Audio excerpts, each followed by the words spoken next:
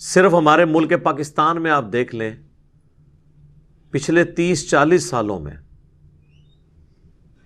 مذہب کے نام کے اوپر، لسانیت کے نام کے اوپر، سیاست کے نام کے اوپر ایک مسلمان نے دوسرے مسلمان کو کس لیول تک قتل کیا ہے۔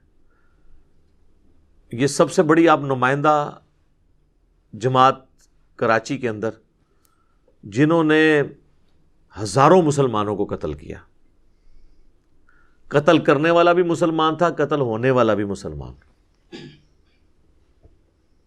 اور اس جماعت کی پش پناہی 2 ڈکٹیٹر کرتے رہے۔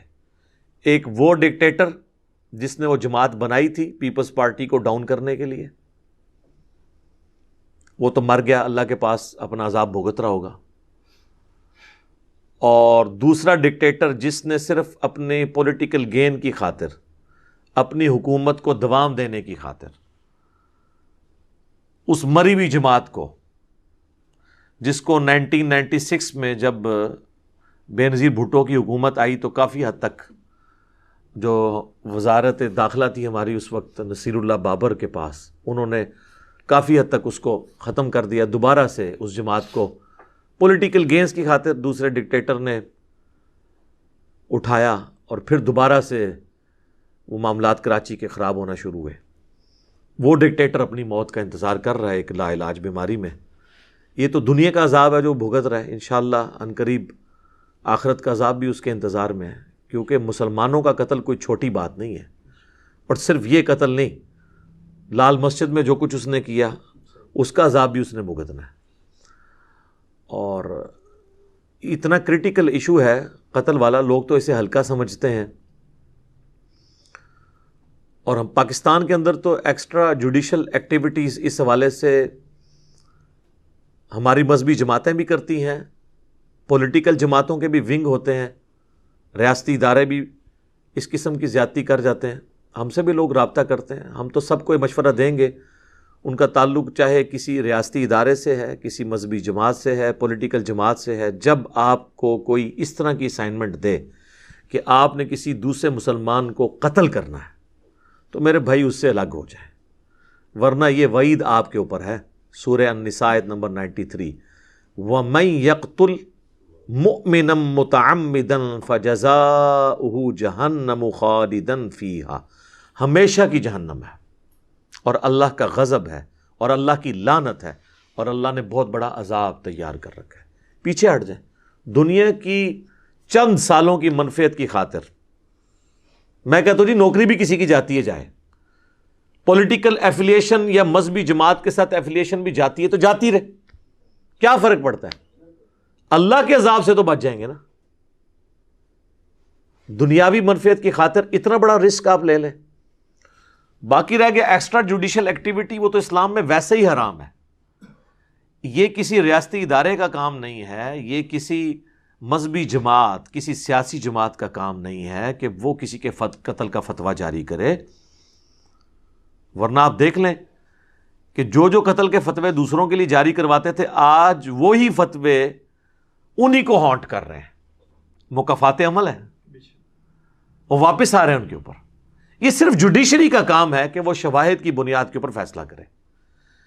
اسلام میں اگر میرے باپ کا، میرے بیٹے کا قاتل بھی میرے سامنے آ جاتا ہے، میں اسے خود گولی نہیں مار سکتا، عدالت میں مقدمہ چلے گا، عدالت فیصلہ کرے گی، آپ قانون ہاتھ میں نہیں لے سکتے۔ ورنہ اگر آپ قانون ہاتھ میں لیں گے تو پھر یہ نہ ختم ہونے والا ایک سلسلہ شروع ہو جائے گا۔ پھر تو ہر کوئی اپنے مفادات کی خاطر کہے گا کہ جی اس نے فلاں کو قتل کیا تھا، پریمپٹیو رائٹ رکھتے ہوئے میں اس کو مارنا چاہ رہا ہوں، یہ کرنے والا تھا تو میں اسے مارنا چاہ رہا ہوں، میں حب الوطنی کے نام پہ اسے مارنا چاہ رہا ہوں، میں توہین مذہب کے الزام میں اسے مارنا چاہ رہا ہوں، جو آپ کے ملک میں ہو رہا ہے۔ اس کا تو نہ ختم ہونے والا سلسلہ شروع ہو جائے گا۔ اسی لیے سیدنا علی کا ایک قول بڑا مشہور ہے، تلقی بالقبول حاصل ہے اسے، کہ سیدنا علی کہتے ہیں کہ اگر قانون میں سکم کی وجہ سے 100 مجرم بھی چھوٹ جائیں یا 1000 مجرم بھی چھوٹ جائے تو یہ کوئی مسئلہ نہیں ہے، لیکن اگر ایک بے گناہ شخص قتل ہو جاتا ہے، پھانسی چڑھ جاتا ہے، تو یہ بڑا جرم ہے۔ تو یہ بے گناہ لوگ ہو جاتے ہیں نا، وہ کہتے ہیں نہیں جی وہ ہمیں پتہ ہے کہ یہ کر رہا ہے، جب کورٹ میں جاتے ہیں کوئی چیز پروڈیوس نہیں کر سکتے۔ اور پھر ہم کہتے ہیں آج کے اس جدید دور میں جب آپ کسی کی فون کال ٹیپ کر کے ویڈیو بنا کے کتنے ایویڈنس اکٹھے کر سکتے ہیں، آج کل کوئی ایکسکیوز نہیں کوئی شخص کہ میرے پاس ایویڈنس نہیں تھا لہٰذا میں نے خود قانون ہاتھ میں لے کے فلاں شخص کو حب الوطنی کے نام کے اوپر، یا فلاں شخص کو غدار وطن کے نام کے اوپر، یا فلاں شخص کو میں نے توہین مذہب کے الزام پہ گستاخ رسول ڈکلیئر کر کے گستاخ صحابہ، گستاخ اہل بیت، گستاخ اولیاء، سوائے اللہ کے گستاخ کے، ایک گستاخ اللہ کا لفظ سنیا جائے نہیں، یہ باقی سارے چونکہ ہماری ایک سب کانٹیننٹ کا معاشرہ ہے اس قسم کا، تو اس قسم کے قتل و غارت کرنا منع ہے۔ اور یہ صرف مسلمان کے قتل کی بات نہیں ہے، سورہ المائدہ کی آیت نمبر 32 میں اللہ تعالیٰ نے جنرلائز کیا ہے، اور یہ جناب قرآن حکیم کا امتیاز ہے، اتنی بڑی یونیورسل کمانڈ قرآن میں آئی ہے سورۃ المائدہ کی آیت نمبر 32 کے اندر، جس میں کسی کافر اور مسلمان کا فرق نہیں، جنرل حکم ہے قتل ناحق کے بارے میں۔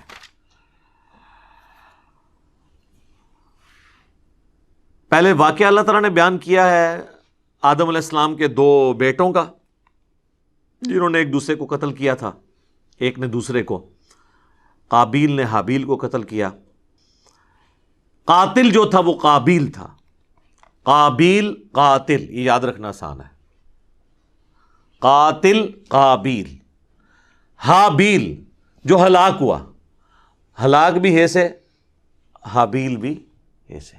یہ میں نے آپ کو ایک مدنی ٹوٹکا دے دیا ہے اس کو یاد رکھنے کا کہ قاتل اکثر لوگ بھول جاتے ہیں جی قتل کی نہیں کیتا سی، قابیل قاتل، ٹھیک ہو گیا۔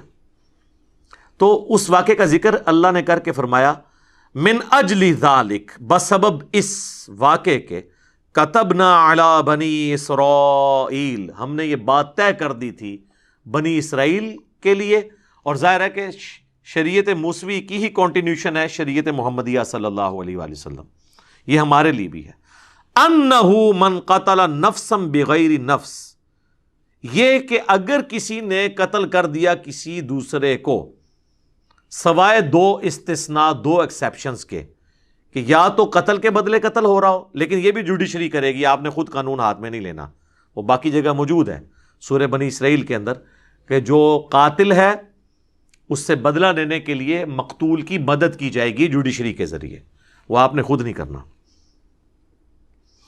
او فساد فی الارض، یا کوئی فساد فی الارض کر رہا ہو، اسی کی وجہ سے وہ رد الفساد رکھا نا ہمارے جو فوجی آپریشن ہے، لیکن رد الفساد کا مطلب قطعاً یہ نہیں ہے کہ کسی نے خود کسی کو قتل کرنا ہے، نہیں، مجرموں کو آپ پکڑیں گے، جوڈیشری میں لا کے پروف کریں گے، سارے شواہد رکھیں گے۔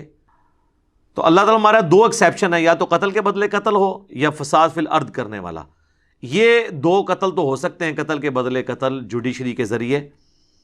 اس کے سوا اگر کوئی قتل ہوا فَكَأَنَّمَا قَتَلَ النَّاسَ جَمِيعًا، تو گویا اس نے پوری انسانیت کو قتل کر دیا جس نے ایک انسان کو بھی قتل کیا، وَلِعَاذُ بِاللَّهِ تَعَالَى، آمین۔ وَمَنْ أَحْيَاهَا، اور جس نے کسی ایک جان کو بچا لیا، اس کی زندگی بچا لی، فَكَأَنَّمَا أَحْيَا النَّاسَ جَمِيعًا، تو گویا اس نے پوری انسانیت کو بچا لیا۔ یہ وہ آیت کا حصہ ہے جو ہاسپٹل کے باہر لکھا ہوتا ہے اور اندر ڈاکو بیٹھے ہوتے ہیں، اکثر یہ ڈاکٹروں نے لکھ کے لگایا ہوتا ہے نا، جس نے ایک جان بچائی گویا پوری انسانیت کو بچا لیا، اور اندر خام خواہ کے ٹیسٹ لکھتے ہیں، خام خواہ کی فیسیں بناتے ہیں اور لوگوں کی چمڑیاں اتارتے ہیں، الا ماشاء اللہ اچھے لوگ بھی ہیں لیکن زیادہ تر اسی طرح ہی ہیں۔ تو یہ اللہ تعالیٰ نے یونیورسل ٹروتھ بیان کر دیا اس حوالے سے کہ قتل کے بدلے قتل صرف 2 ایکسیپشن کے ساتھ ہے، اگر کسی نے قتل کیا ہے کسی کو، اس کے بدلے جوڈیشری اسے قتل کرے گی، یا پھر وہ فساد فی الارض کرنے والا ہے، زمین میں فساد مچاتا ہے جس کی وجہ سے قتل و غارت ہوتا ہے، لوگوں میں لڑائیاں کرواتا ہے، چوری ڈاکے کرتا ہے اور عادی مجرم ہے، تو وہ بھی پھر اس کی سزا بھی ہوگی. وہ فساد فی الارض کی سزا تو پھر اس حد تک آئی ہے اس سے اگلی آیت میں کہ اسے سولی دیا جائے گا اور مخالف سمت کے اس کے ہاتھ پاؤں بھی کاٹے جائیں گے.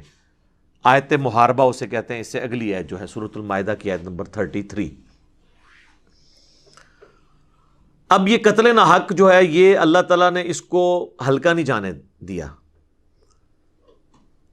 قتل کے معاملے کو اس لیول تک بیان کیا ہے کہ باقی گناہوں میں تو اللہ تعالیٰ نے کہا ہے تم توبہ کرو ہم توبہ قبول کریں گے.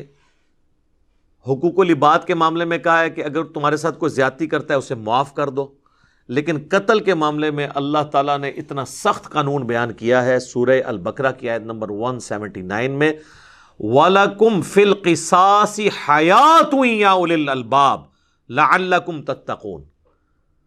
اے عقل مندو، قصاص لینے میں ہی انسانیت کی زندگی چھپی ہوئی ہے تاکہ تم تقوی اختیار کر سکو. یعنی قتل کے بدلے اللہ تعالیٰ کہتا ہے کہ معافی کی اجازت تو ہے سورہ النساء کی آیت نمبر 92 کے تحت. اس چیز کی بھی اجازت ہے کہ اس کے بدلے دیت لی جائے جو ہم پڑھ چکے سورہ النساء کی آیت نمبر 92 میں. لیکن پھر بھی پریفریبل یہ ہے کہ قتل کے بدلے قتل ہو ڈیٹرنس کے لیے. اسلام کی سزائیں اس لیے اتنی سخت ہیں کہ سزا ایک ہو اور عبرت ہزاروں کے لیے ہو جائے. اب مجھے بتائیں اگر زانی کو سزا ملے سنسار کی، شادی شدہ کو اور غیر شادی شدہ کو 100 کوڑوں کی اعلانیہ، سورہ نور میں ہے کہ سزا ہو تو اعلانیہ ہو، مسلمانوں کی ایک جماعت اسے ویٹ کرے، شاہد ہو وہاں پر، تو کوئی سوچ سکتا ہے جرم کرنے کا؟ اس لیے آپ دیکھ لیں دنیا میں سب سے کم کرائم ریٹ جو ہے سعودیہ میں اور ایران میں ہے. وہاں پہ سزائیں دی جاتی ہیں اسلامی. سر عام قاتل کو قتل کیا جاتا ہے، جمعے کی نماز کے بعد باقاعدہ ڈکلیئر ہوتا ہے فلاں جگہ پہ، وہ گردن سب کے سامنے اتاری جاتی ہے.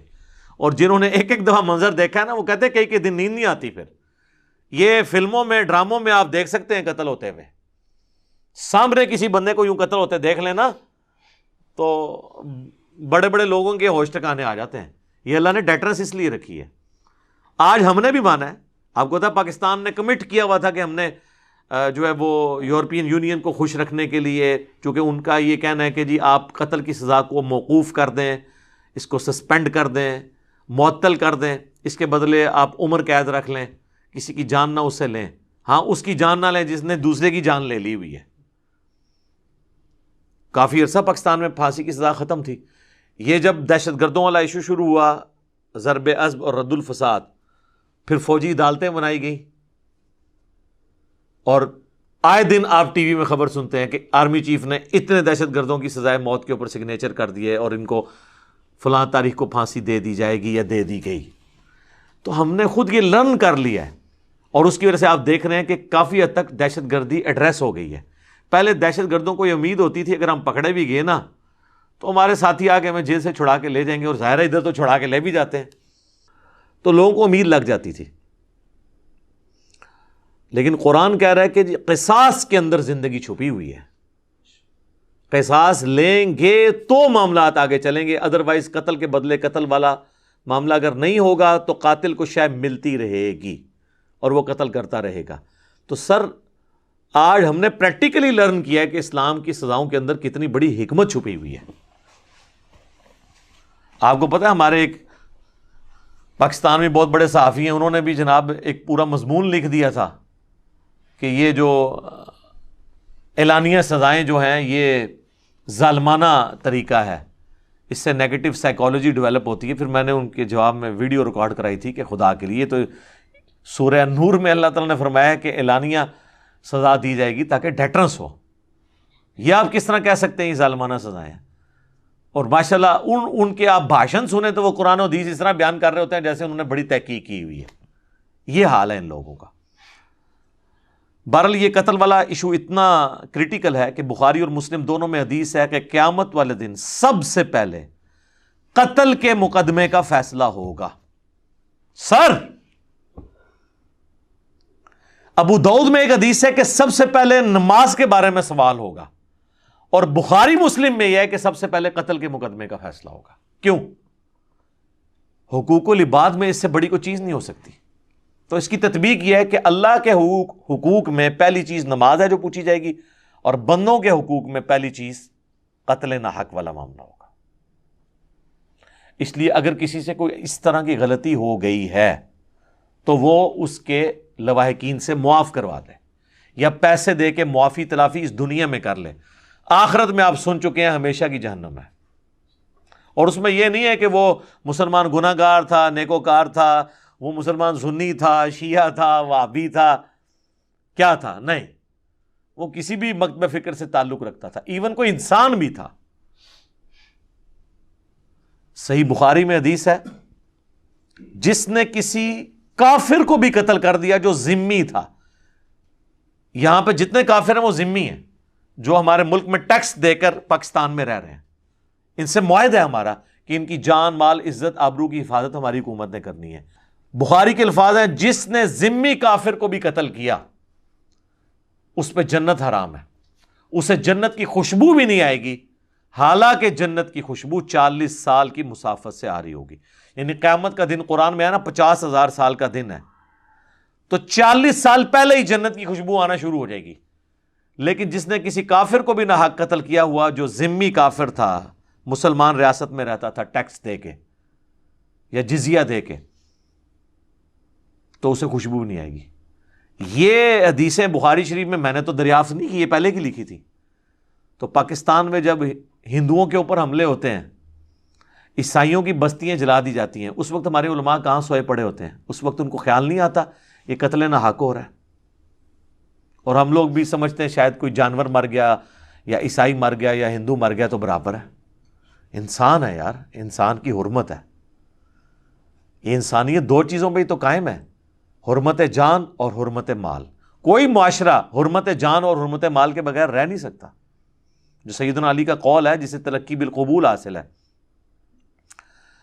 کہ معاشرہ بغیر مذہب اور دین کے تو چل سکتا ہے، بغیر انصاف کے نہیں چل سکتا. آج یورپ اور امریکہ کے معاشرے چل رہے اس لیے ہیں کہ وہاں پہ انصاف ہے. بڑے سے بڑا آدمی بھی کٹہرے میں لا کے کھڑا کیا جاتا ہے. آپ کو پتہ نہیں ڈیوڈ کیمرون جب ایک ہاسپٹل میں داخل ہوئے، ایکس پرائم منسٹر، تو وہاں کے ڈاکٹر نے اس کو نکال دیا تھا وہاں سے. یہاں پرائم منسٹر کا وزٹ ہو تو مریضوں کو بستروں سمیت اٹھا کے لے جاتے ہیں وہاں پہ کھلے شو کرنے کے لیے. ڈاکٹر تو سوچ نہیں سکتا پرائم منسٹر کو ڈانٹنے کا، لیکن وہاں پہ اس لیے سوچ سکتا ہے کہ اس کو پتا ہے کہ میں ڈیوٹی کر رہا ہوں جو اسٹیٹ نے میری ڈیوٹی لگائی ہے. پرائم منسٹر کا باپ بھی آ کے مجھے اس ڈیوٹی سے نہیں روک سکتا، اور اگر پرائم منسٹر میرے ساتھ کچھ کرے گا تو میں عدالت میں جاؤں گا، الٹا پرائم منسٹر کو ارجانہ دینا پڑ جائے گا، وہ اس کی نوکری فارغ ہو جائے گی. تو انہیں عدالت لگ جائے تو وہ خود فارغ ہو جائے گا. تو جہاں پہ عدالتیں آزاد ہوں، جوڈیشری آزاد ہو، جو ہمارے پرائم منسٹر صاحب جب آئے تھے اس وقت تو بڑا نام لیتے تھے اس چیز کا کہ عدالتیں آزاد کرنی ہیں. تو دیکھ لیں عدالتیں آپ کے سامنے ہیں، عدالتیں کتنی آزاد ہیں وہ آپ لوگوں کے سامنے ہے. عدالت کو آزاد کرنا، جوڈیشری کو آزاد کرنا یہ ضروری ہے. سنن ابی داؤد میں ایک حدیث ہے، نبی صلی اللہ علیہ وآلہ وسلم نے فرمایا کہ اللہ تعالیٰ یا تو شرک کو معاف نہیں کرے گا یا کسی مومن کے ناحق قتل کو معاف نہیں کرے گا. وہ جو سورہ النساء میں 2 دفعہ ہے نا، 48 نمبر آیت اور 116 میں، ان اللہ لا یغفر ان یشرک بہ ویغفر ما دون ذلک لمن یشاء. اللہ شرک کو معاف نہیں کرے گا، اس کے علاوہ ہر گناہ معاف کر دے گا جس کے لیے چاہے گا. اس کا مطلب ہے کہ کوئی ایسا گناہ بھی ہو سکتا ہے کہ اگر اللہ نہ چاہے تو نہ معاف کرے. جی ہو سکتا ہے قتل ناحق، اللہ پابند کوئی نہیں ہے اس کو معاف کرنے کا. اور اس کو سپورٹیو یہ حدیث ابو داؤد کی میں نے بیان کر دی کہ یا شرک معاف نہیں ہوگا یا قتل ناحق. تو جناب جنہوں نے حسین ابن علی کو یا اہل بیت کو قتل کیا تو لوگ کہتے ہیں جی کلمہ گوئی تھے نا، جی مسلمان ہی تھے نا، ایک نہ ایک دن جنت میں ہو سکتا ہے اللہ چاہے تو معاف بھی کر دے. تو سر اس کے ساتھ یہ بھی بولا کریں کہ اللہ چاہے تو معاف نہ بھی کرے، کیونکہ ابو داؤد کی حدیث ہے یا قتل ناحق مومن کا معاف نہیں ہوگا یا شرک معاف نہیں ہوگا. تو دونوں چانسز ہیں. اور یہ اتنا کریٹیکل ایشو ہے کہ جامعہ ترمذی میں حدیث ہے کہ اللہ تعالیٰ کے نزدیک ایک مومن کا قتل اس سے بڑا جرم ہے کہ کوئی شخص پوری دنیا کو تباہ و برباد کر دے. اور اس کو سپورٹیو ایک روایت ہے ترمذی میں ہی، وہ اصول محدثین پر کمزور ہے لیکن اسے سپورٹیو اور حدیثیں بھی ہیں، کہ اگر زمین و آسمان کی ساری مخلوقات مل کر کسی ایک مومن کو قتل کرتے ہیں تو اللہ اس چیز کی پرواہ نہیں کرے گا کہ یہ ساری مخلوقات جہنم میں جا رہی ہیں. اللہ زمین و آسمان کی ساری مخلوقات کو جہنم میں پھینک دے گا ایک مومن کے قتل کے بدلے میں. یہ روایت کمزور ہے لیکن اسے سپورٹیو وہ حدیث ہے جو الموطا امام مالک میں بھی ہے، صحیح بخاری میں بھی، کہ ایک قتل کا مقدمہ حضرت عمر کے پاس آیا تو آپ نے فرمایا کہ اگر اس قتل میں یہ پورا علاقہ کے سارے لوگ بھی شریک ہوتے میں سب کو قتل کروا دیتا ایک مومن کے قتل کے بدلے میں. تو یہ حدیث ٹھیک ہے. بعض اوقات حدیث کی سند کمزور ہوتی ہے، متن اس کا درست ہوتا ہے. اس کو سپورٹیو وہ حدیث بھی ہے جو جامعہ ترمذی میں بھی ہے، سنن ابن ماجہ میں بھی موقوفاً روایت اس کی ذرا مضبوط ہے، کہ عبداللہ بن عمر بن عاص خانہ کعبہ کی طرف دیکھ کے کہتے ہیں کہ تیری خوشبو بڑی اچھی ہے لیکن ایک مومن کی حرمت اللہ کے نزدیک تجھ سے بھی بڑھ کر ہے. جی جامعہ ترمذی میں حدیث ہے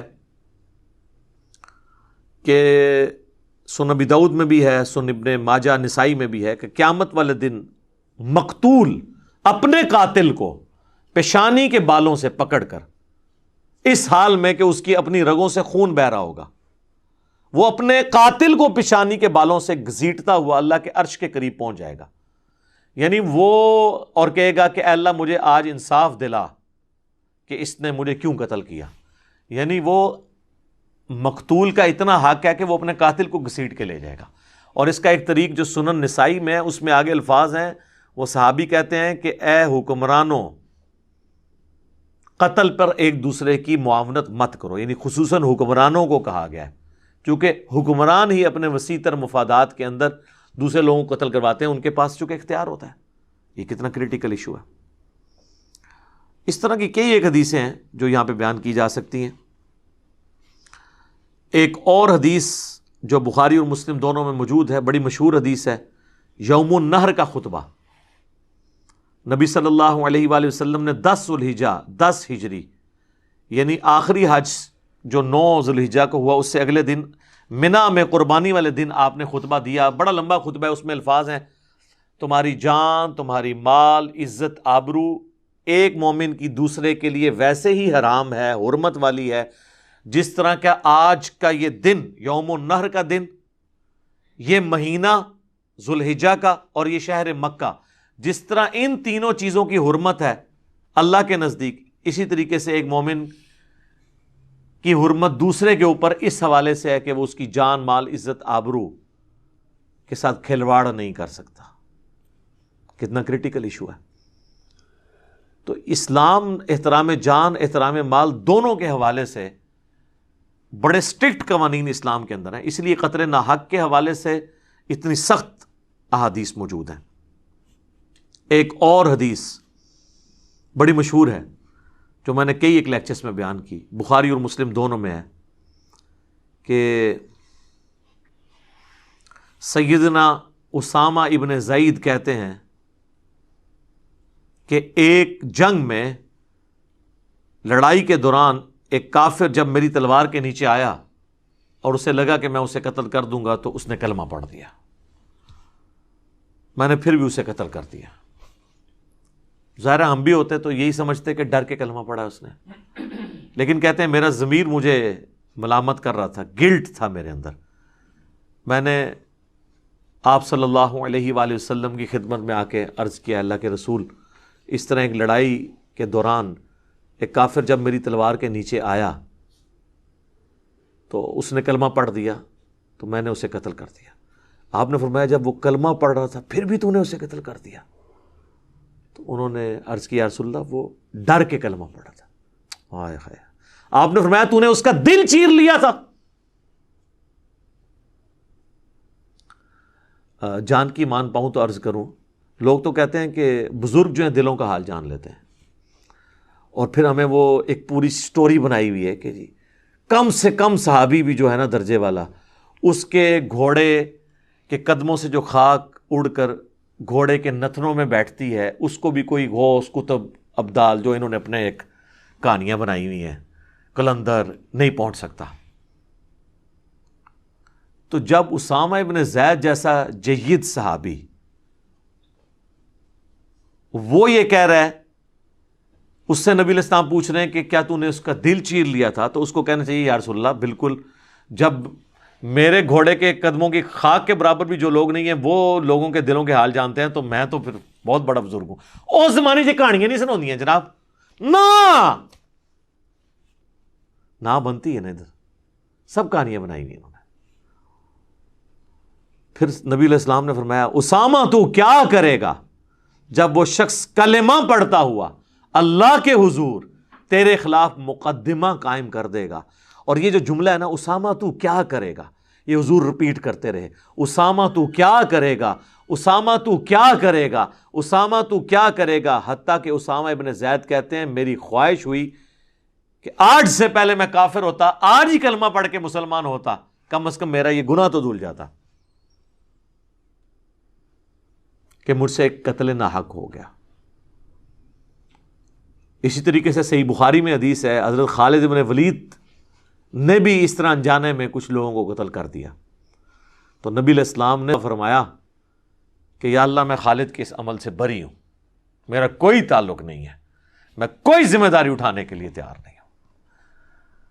اچھا، حضور علیہ السلام تو اپنے ساتھیوں کی ذمہ داری اٹھانے کے لیے تیار نہیں تھے اگر وہ غلط کام کریں. تے بھائی تسی کدھر جیڑا کہتے ہو کچھ بھی ہے تیرے محبوب کی امت سے ہے. پوائنٹ ٹو بی نوٹڈ، جو حضور کے ساتھی ہیں جنہوں نے حضور کے لیے قربانیاں دی ہیں، حضور تو کہہ رہے ہیں یا اللہ میں ان سے بھی بری ہوں اگر یہ غلط کام کریں. آپ کیا کہہ رہے ہیں؟ کچھ بھی ہیں تیرے محبوب کی امت سے. یہ فرق ہے. یہ ہے کتابوں کا خدا، یہ ہے کتابوں کا رسول، اور ایک بابوں کا خدا اور بابوں کا رسول ہے. تو سر پہ فرق تو ہے نا. اس لیے تو ہم عرض کرتے ہیں کہ مرنے سے پہلے اے مسلمان کر لے اس پہ غور، کتابوں کا خدا اور ہے، بابوں کا خدا اور. اچھا، اس کانٹیکسٹ میں ایک اور حدیث بیان کر دوں، بخاری اور مسلم دونوں میں ہے، جس کو لوگ مس یوز کرتے ہیں. انما الاعمال بالنیات، یہ بخاری کی پہلی حدیث ہی یہی ہے، ایون مشکات میں بھی پہلی حدیث یہی ہے، مقدمے میں انہوں نے لی ہے کہ اعمال کا دار و مدار نیتوں پر ہے. تو جو لوگ ایکسٹرا جوڈیشل ایکٹیویٹیز کرتے ہیں حب الوطنی کے نام کے اوپر یا توہین مذہب کے نام کے اوپر، وہ اکثر یہی لیم ایکسکیوز کہتے ہیں کہ اگر ہم نے ناحق بھی کسی کو قتل کر دیا تو وہ جنت میں ہی پہنچ گیا، جی اس کو جزا مل جائے گی. لیکن چونکہ ہماری نیت صاف تھی، ہمیں بھی اللہ تعالیٰ نہیں پوچھے گا. نہ، اس طرح نہیں ہونا. یہ نیت صاف ہونا صرف نیک عمل کے لیے، برے عمل کے لیے نہیں ہے. برا عمل چاہے اچھی نیت سے ہو یا بری نیت سے، وہ حرام ہی ہے. ہاں، نیک عمل اگر اچھی نیت سے ہو تو ثواب، اور بری نیت سے ہو تو گناہ بھی ہوگا اور وہ عمل بھی ضائع ہو جائے گا. کیونکہ یہ حدیث پوری یوں ہے کہ اعمال کا دار و مدار نیتوں پر ہے. جو شخص اللہ اور اس کے رسول کے لیے ہجرت کرے، اس کی ہجرت اللہ اور اس کے رسول کے لیے لکھی جائے گی.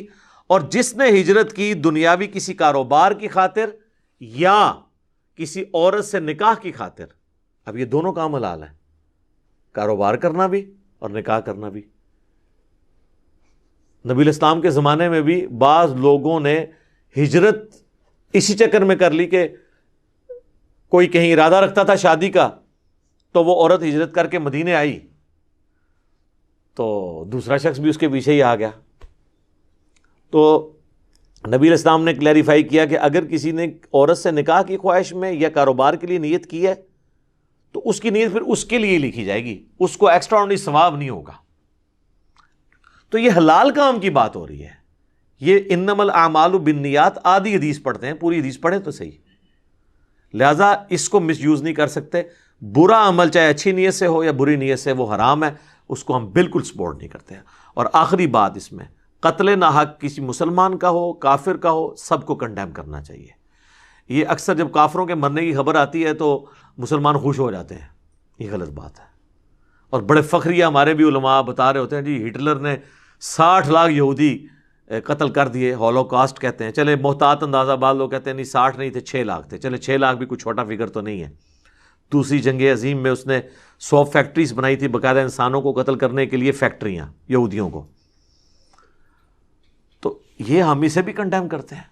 انسانیت کا قتل، چاہے کسی بھی مذہب سے تعلق رکھنے والے کا قتل ہے، وہ حرام ہے. دنیا کی کوئی عدالت ہٹلر کو 6 لاکھ دفعہ یا 60 لاکھ دفعہ پھانسی نہیں دے سکتی، لیکن اللہ تعالیٰ اس پہ قادر ہے کہ قیامت والے دن 6 لاکھ دفعہ اسے زندہ کر کے 6 لاکھ دفعہ پھانسی چڑھایا جائے، ہر اس یہودی کے قتل کے بدلے میں جو اس نے ناحق کیا. یہ یہودیوں کو جو قتل کیا گیا تھا نا وہاں پہ ہولوکاسٹ میں، وہ اس وجہ سے کیا گیا تھا، وہ کہتے تھے کہ ہمارے معاشرے میں مذہبی لوگ مس فٹ ہیں. بالکل آج جو ہمارا سٹیٹس ہے نا یورپ اور امریکہ میں کہ مسلمان بڑے فنڈامنٹلسٹ ہیں، یہ بڑے مذہبی لوگ ہیں، ہم ماڈرنائز ہو چکے ہیں، یہ مس فٹ ہیں اس معاشرے میں، یہ دہشت گرد ہیں. سیم یہی سٹیٹس یہودیوں کا اس زمانے میں ہوتا تھا، کیونکہ مذہبی تو تھے. آج بھی دیکھ لیں ان کی داڑیاں، آپ بتائیں نا تو وہ اہل حدیثوں کی طرح لمبی لمبی داڑیاں ہیں، ان کی زلفیں بھی رکھی ہوئی ہیں، نورانی چہرے بھی ہیں، ٹوپیاں بھی ہیں، بلکہ اہل حدیثوں سے ایک ورژن آگے ہے، ٹوپی بھی ہے. ہاں ویسے پہنتے بھی اہل حدیثوں کی طرح ہی ہیں، وہ بال آگے نکلے ہوتے ہیں، یہاں ٹوپی پہنتے ہیں. تو وہ مذہبی ہونے کی وجہ سے ان کو قتل کیا گیا تھا. تو ہم اس قتل کو بھی ناحق سمجھتے ہیں، کسی مسلمان کے قتل کو بھی، کسی ہندو کے قتل کو بھی، کسی بھی کافر کے، کسی ایتھیسٹ کے قتل کو بھی قتل ناحق کو قتل سمجھتے ہیں، اور اسے کنڈیم کرنا چاہیے، اور قتل کے بدلے قتل کی سزا کو اسٹیبلش کرنا چاہیے. اور اسی میں انسانیت کی زندگی ہے جو سورۃ البقرہ کی آیت نمبر 179 وَلَكُمْ فِي الْقِصَاصِ حَيَاةٌ يَا أُولِي الْأَلْبَابِ. قصاص میں انسانیت کی زندگی چھپی ہے اے عقل مندو، لعلکم تتقون، تاکہ تم تقوی اختیار کر سکو. اللہ تعالیٰ سے دعا ہے جو حق بات میں نے کہی اللہ تعالیٰ ہمارے دلوں میں راسخ فرمائے. اگر جذبات میں میرے منہ سے کوئی غلط بات نکل گئی تو اللہ تعالیٰ ہمیں ہمارے دلوں ہی سے اسے دھو ڈالے، معاف کر دے، ہمیں معاف بھی فرما دے، ہمیں کتاب و سنت کی تعلیمات پر عمل کر کے دوسرے بھائیوں تک پہنچانے کی توفیق عطا فرمائے. سبحانک اللہم وبحمدک، اشہد ان لا الہ الا انت، استغفرک واتوب الیک، وما علینا الا البلاغ المبین. جزاکم اللہ خیرا.